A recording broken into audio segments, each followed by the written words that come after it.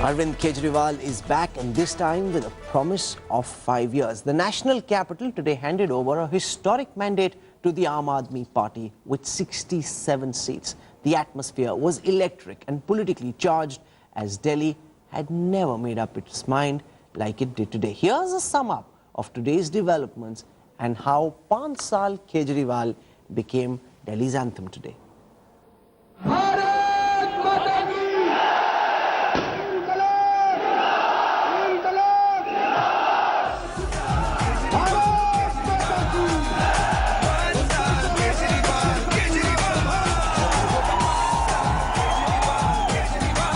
It's the comeback of the year.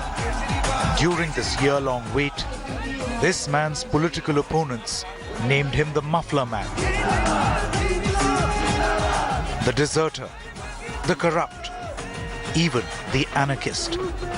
But Delhi decided to forgive Kejriwal, gifting him a more than 95% seats in the national capital.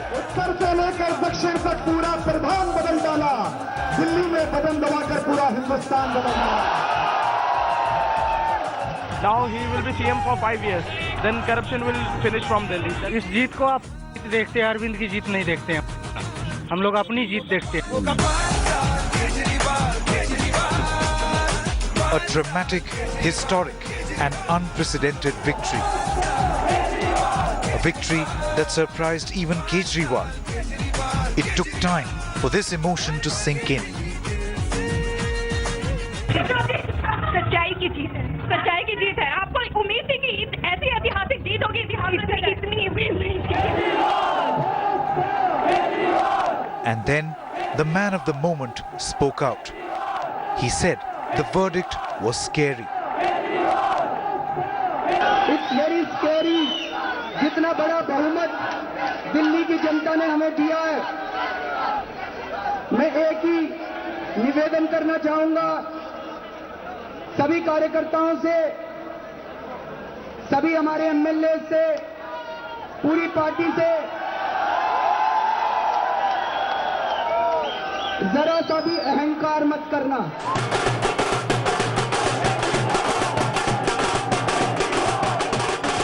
Soon the capital joined in the celebrations.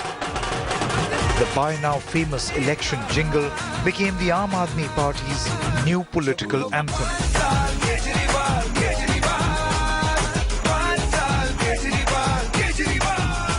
Indian elections are the most colorful, vibrant elections to watch out for. You don't know what is really going on in the voters' minds.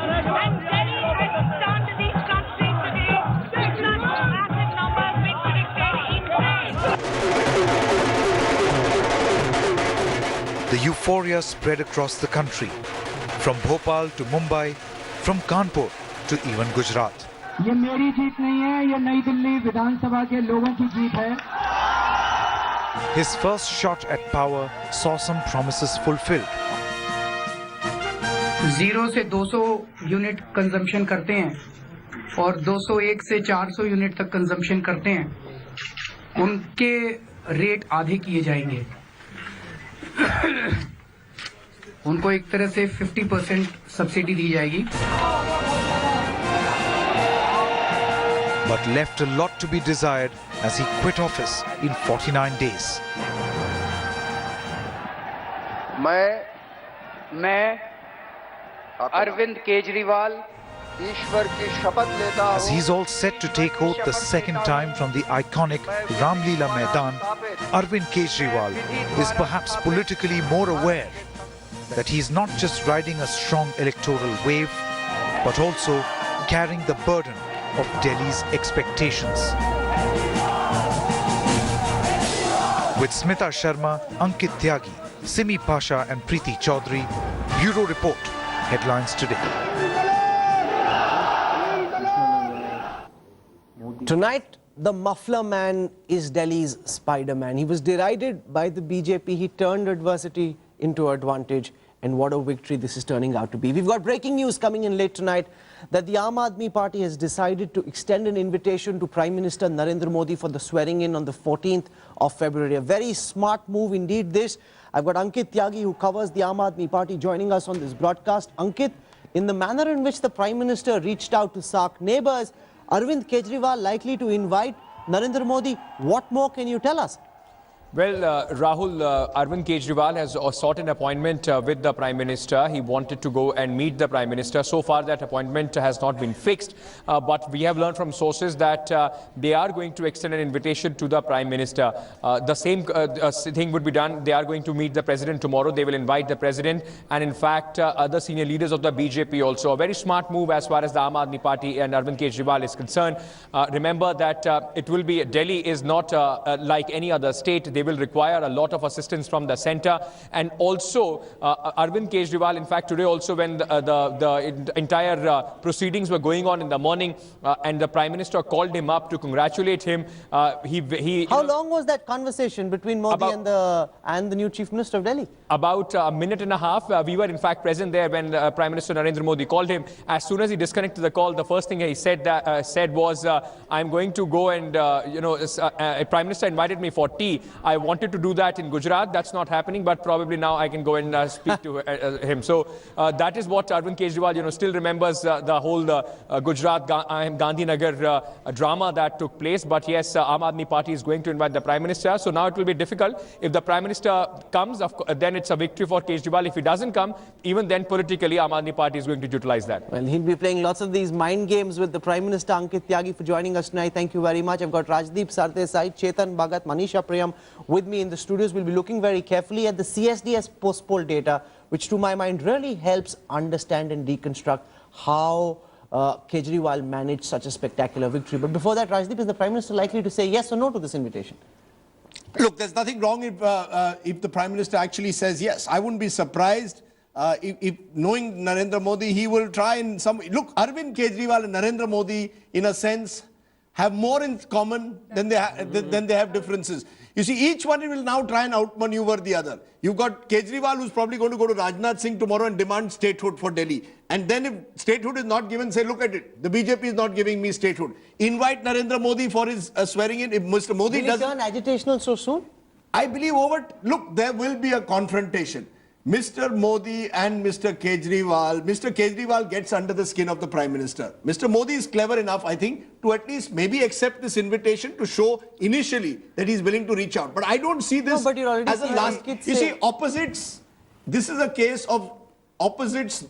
They're not opposites. There is a lot that Narendra Modi and Mr. Kejriwal have in common. And Rahul, natural chemistry. And Rahul, I'll maintain this. To me, Arvind Kejriwal did to Narendra Modi and the BJP in this 2015 election what Mr. Modi did to the Congress and Rahul Gandhi. He outmaneuvered the BJP, Kejriwal in this election. Modi outmaneuvered the Congress, forced the Congress to run a negative campaign, forced the Congress to the Congress failed to communicate, the Congress failed to connect. And that's exactly what Kejriwal did. He connected, he ran an early campaign. And he is a very intelligent man, and so is Narendra Modi. Chetan, I'm looking forward to seeing both of them actually dealing with each other. They're both very smart mental operators. If you were advising the Prime Minister, what would your advice be? I think he should definitely go. But before he goes, he should talk to the people. He should apologize for letting them down. Which people? People at large, people of this country, us. If he talks to people, acknowledges the defeat, says somewhere I have tried my best, I've been working hard, but maybe I didn't meet some of your needs.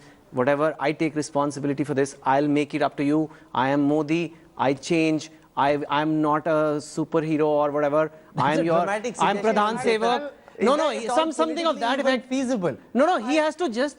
Should he go for this? Manisha, what would your advice be? Rahul came when AAP first won. Rahul came and with his mother and they talked. So Mr. Modi has to do it. And then he says... hold on. I don't think Sonia and Rahul went for the swearing in at Ramlila Maidan. That because they were not invited. So I mean, let's be honest. A Prime Minister going to a Chief Minister swearing in doesn't use... BJP leader, please understand. Aam Aadmi Party is an structure. He wants to work with the CM. I think there's an opportunity. I think you see the fear that the BJP will have, or the fear the Prime Minister will have, is Kejriwal will do something there at that Ramlila Maidan, which will equate him in some way with Narendra Modi. And that is the fear I think that Mr. Modi will have, which is why he may Atishi not Marlena from the Aam Aadmi Party is joining us. Atishi, first and foremost, hearty congratulations.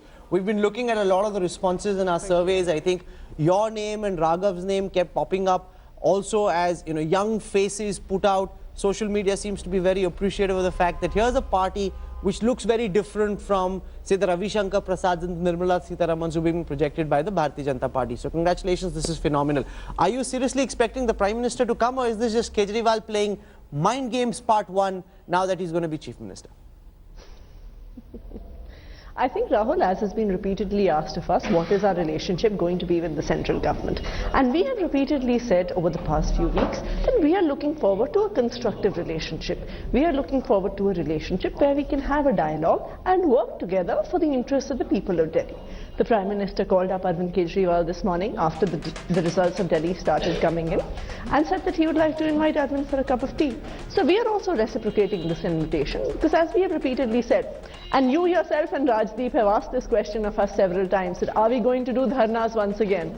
So no, we are trying to engage in dialogue with Manisha trolling the Prime Minister, or is this a genuine attempt? And if he's in town, is it a big deal, or is it just okay for him to I've got a surprise element here. I wouldn't be surprised if Kejriwal ends up, inviting the mayor from Porto Alegre, somewhere from Brazil, or somebody from South Africa. Much of your promises, the participatory budgeting that Arvind has been doing, straight out of the Porto Alegre book, the lifeline water that you talk about, straight out of the South African experience. So you would do something very unusual and tell Mr. Modi that just as you can rule Delhi, New Delhi in style, we've got our development politics, alternative politics. We can do things on scale also. But is that one of the thoughts on your mind? But the fact is, Manisha, and I would like Atishi to respond. She says no dharnas. Okay, chalo. The dharnas is somehow seen, identified, Rahul, with what happened before 26 January last year. But I'm saying, what happens if tomorrow Rajnath Singh says, sorry, I cannot give you full statehood? What happens if tomorrow there's a water problem in Delhi, and Haryana, which is a BJP-ruled state, says we cannot give you water? I see number of situations where Arvind Kejriwal will now use Delhi, and it's an ideal platform because the media is in Delhi. He will use the national media to project himself and punch above his weight. This is David fighting Goliath. Let's give him credit. The entire media, or large media houses, were ranged against him. Large corporate houses were ranged against him. The entire machinery of the Indian state was ranged against him. Every union minister, the Prime Minister himself, he won. It was David versus Goliath. Make no mistake, this was an army versus one man, and the one man won. But I want to explain to our viewers how this victory came about. Let's take a look at the new electoral map of Delhi. And this is very interesting because in the last election, the Bharatiya Janata Party had done tremendously well in the outer regions of Delhi, and also in Trans Yamuna. This time though, can we just have the regional map first on the screen, please? This time though, there is just the Aam Aadmi Party color all over. You literally have to go out and look for the BJP to be able to find it. There's no Congress. You only see the Aam Aadmi Party all over. Just give it a moment. Here it is. In 2013, there's lots of orange all around. There's a bit of green splashed in. Just look at how the color coding map of Delhi fills up. It's green. You literally have to go, Rajdeep, with a magnifying glass looking for those pockets of orange. But look at Rahul, the big change. When you showed us the map of 2013, entire outer and rural Delhi, look at the periphery of Delhi, dominated by saffron.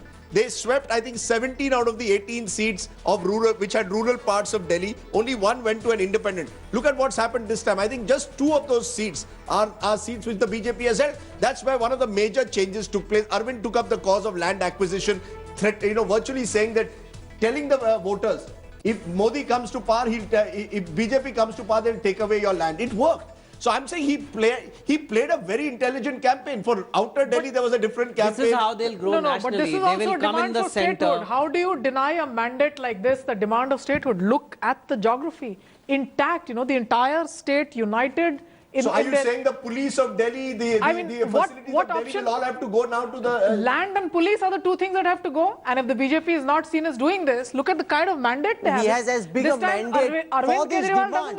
It's on his manifesto. This time the city will go on the dharna. It's his main demand. Kejriwal will sit in the secretariat. Look at the kind of mandate. Let's take a what look else does it leave you at imagining? the communities of Delhi where this vote has come from. And this really is one of the most startling findings for the Bharatiya Janata Party, because here at the end of the day is a party of the chaiwala now completely being taken over by the party of the IRS officer. Now I want to take a look at poor, lower class, middle class, upper middle class, the economic class classifications of Delhi and how the vote has changed here. Just take a look at this, Chetan. From 22% to 65, a gain of 43%. That's the gap between the Bharatiya Janata Party and the Aam Aadmi Party amongst Delhi's poor.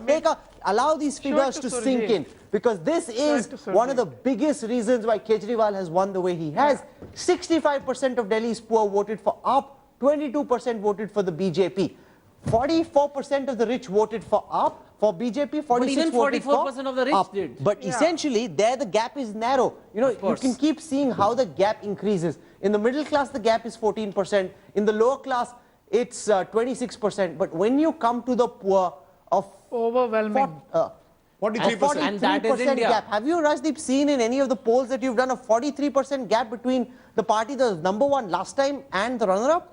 Not among the poor, and I think I'm going to call it, Rahul, the revenge of the urban poor. Yeah. Look, the urban poor in this country live in terrible conditions. They face the danda of the policeman. If I'm a Reda Patriwala, I'm living in the informal sector, I don't get proper sanitation. You can talk about Swachh Bharat and clean South Block and North Block, but please go to any jhukki jhopdi and see the conditions under which people live. Right. Look at the issue of power. Forget about inverters. Mr. Modi spoke about in a jhukki jhopdi you don't even have an inverter. I mean, look at water. You get dirty water. You don't get uninterrupted water. 20 minutes and you have in 1 month. And you have to go and pay the water tanker mafia. Please look at the conditions. I think what these figures show, Rahul, is that the Aam Aadmi Party, in Delhi at least, became a symbol for the anger of the urban poor, and they connected to that urban poor. Now, can you scale it to a Mumbai? Can you scale it to other cities? I don't know. But this is, in some sense, a class divide. The gap that increased, the gap that comes down here just to 2% at 43% shows that Delhi was divided on economic lines. But Rahul, you know what would be true, and I mean this would be worth checking with CSTS, is that when the Congress was in its dominant, was the dominant force in the 60s, 70s, I'm sure these would have been the figures. This is how the Congress ruled India for 40, 50 years. No, but there's another interesting You have to rule the Congress to the poor. Let's just move this forward. This is what Rahul Gandhi wanted. Rahul Gandhi thought that this is the coalition he will create. But the poor don't see the Congress as a credible alternative. They see the Aam Aadmi Party as a credible local alternative. Let's break up Delhi by localities. And it's very interesting to see here how a lot of the government officers and where they stay, that vote has actually swung towards the Aam Aadmi Party. A theory going Let's take a look at rural Delhi first, where there's now a 14% gap between BJP and AAP. Remember, the BJP had done exceedingly well in rural Delhi last time. The LIG, DDA are the government-owned flats by and large, as per the classification of our pollsters. There again, 34 to 57, a big gap. But just look at the gap amongst the slum-dwelling population of 44% gap between the BJP and the Aam Aadmi Party. In posh areas, AAP is ahead, but just by 2%. So, Manisha Priyam, this whole thought that AAP trails in the posh areas, not coming true. It's actually ahead 2%. But just look at the gap in the slums. I mean, if you saw the map, geography has become irrelevant. All of Delhi is united to vote. So I think, going back to the statehood issue, the best case could be that NDMC could be carved out as an independent place where the central government resides. Yeah, and the rest of it will have to be given statehood. What if I told you that Arvind Kejriwal today has been elected effectively the mayor of Delhi? That's what I'm saying. That the problem with our cities, and I don't think Chetan, who lives in Mumbai, will know who the mayor of Mumbai is. No, the fact is we don't have city-states. Delhi is the closest we are getting to a city-state. But even in Delhi, there's an MCD which is ruled by the BJP. There are issues which Arvind Kejriwal as Chief Minister cannot resolve because they are in the MCD's domain. There are other issues he won't be able to resolve because they are in the central government domain. So Arvind Kejriwal, who has these high expectations as a result of his mandate, needs full statehood. Because otherwise, how is he going to implement his urban governance model? There's one more data point I want to look at before we slip into a break, Manisha, and this has to do with media exposure, because the BJP somehow has come to the conclusion that media exposure is what brought the Aam Aadmi Party back to life. This data actually indicates that that's not the case, because in the high media exposure category, while the Aam Aadmi Party is ahead of the BJP, the gap is 8%. As you move up to the very low or no media exposure category, the gap between the BJP and the Aam Aadmi Party is a full 40%. And once again, you can sense that income divide. So it's not as if the media is what made Kejriwal what he is. His greatest popularity is amongst those who don't even have any access to the media. So how does he do it? How does he do it with such low budgets? How does he manage to reach so many poor people? It's a very labor-intensive process. And how AAP does it is their core strength, I think. Can I give an example? Can I give an example? Let's be honest. Number of the AAP volunteers who I have met are people perhaps who are not sure about their future, of a secure economic future. A lot of these young volunteers who are coming there, many of them believe that joining a political party will give them, in a sense of identity, a sense of empowerment. They're not sure about their future jobs. You know, young people you see, you know, there are two types of AAP volunteers. One who are very savvy on social media, one who in a sense will read Chetan Bhagat's books, one, you know, who will, you know, there's that group. He's hoping they're all reading his books. Yeah, you know, so there's that probably are. Everybody. Young, very media savvy, very tech savvy. But there's the other group who are basically, yes, the pizza delivery boy. Guy. These are boys who may work during the day somewhere, and in the evening they see in the Aam Aadmi Party hope that they have an identity that goes beyond the drudgery of their job. And it's that volunteer system. And that's where I bring the Shiv Sena model. The Shiv Sena did it in Maharashtra, in Mumbai in the 1960s. Arvind has managed to do it in 2015. At a time, where is the Congress Seva Dal? The RSS at least has its Karyakartas. The other parties don't even have these. Okay. They're gone. We'll head into a quick break right now. When we come back, we'll shift our attention to the one big political question that the Congress and the Aam Aadmi Party are raising, that it's all Modi's fault, that somehow the verdict in Delhi is a reflection on how people are very unhappy with Prime Minister Modi. Is that indeed the case? What does this post-poll data reveal? And we'll also just lighten up the mood in the studio a bit. We'll play out some rip-roariously funny social media humor. Internet has really been having a field day with the BJP.